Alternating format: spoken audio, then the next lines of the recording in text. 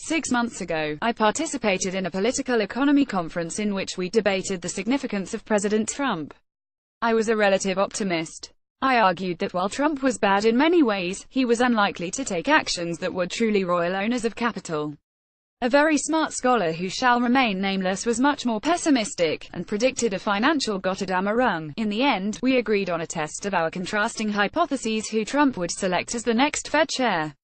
I argued that if Trump re-upped Janet L. Yellen, or chose someone similarly Maine, that would support my argument. If Trump nominated some rich golfing buddy or a similar hacker-level appointment, then the other scholar would feel vindicated. Wednesday, my colleague emailed to concede defeat. Because of this Wall Street Journal story, the White House has notified Federal Reserve Governor Jerome Powell that President Donald Trump intends to nominate him as the next chairman of the central bank, according to a person familiar with the matter, a move likely to combine continuity on interest rate policy with perhaps a lighter touch on financial regulation.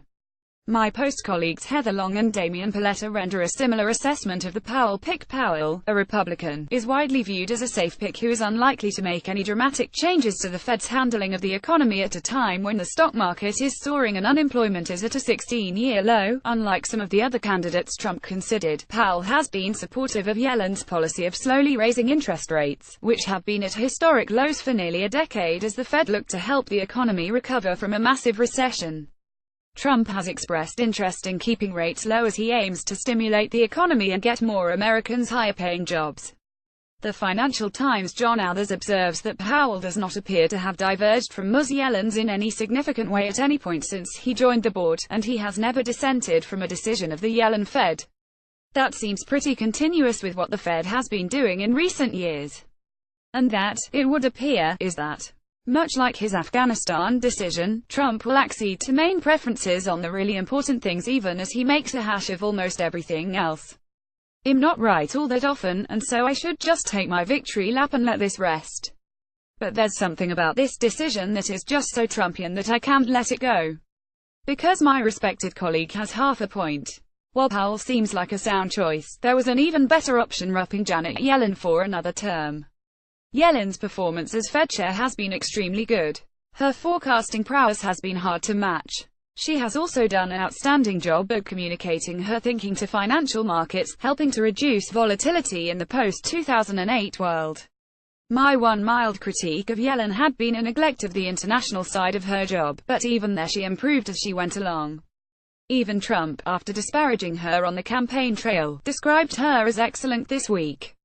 Since Yellen had served only one term, a Trump renomination would have been the logical move. But as Maggie Haberman and Binyamin Appelbaum wrote in the New York Times this week, Trump's decision-making process was, not great. One White House official described Mr. Powell as a safe choice as well as the candidate who most closely fit Mr. Trump's penchant for filling top jobs with characters from central casting, as he has often put it. In looking past Ms. Yellen, Mr. Trump would be breaking with long-standing precedent. Every Fed chairman in modern history who completed a first four-year term was nominated for a second. The last three Fed chairmen were nominated for new terms by a president of the opposite party. And Mr. Trump has praised Ms. Yellen's performance during her 4 years. Unemployment has fallen sharply, inflation has remained low and the economy is growing. You like to make your own mark, Mr. Trump said last week, by way of explanation. It's not much of an explanation, to be honest. And as my colleague Sebastian Malaby cautions, there are questions about whether Powell can handle the challenges and threats that Trump poses, things that Yellen already knows how to manage pretty darn well. Powell will likely work out just fine. But there is a part of me that looks at this decision the same way Trump handled the decertification of the Iran deal. That was a similar move, in that it was less catastrophic than met the eye but still radically suboptimal. As Trump decisions go, choosing Powell is far from his worst one. But it's frustrating when there exists an obvious, superior choice on the menu and the President of the United States abstains from that option.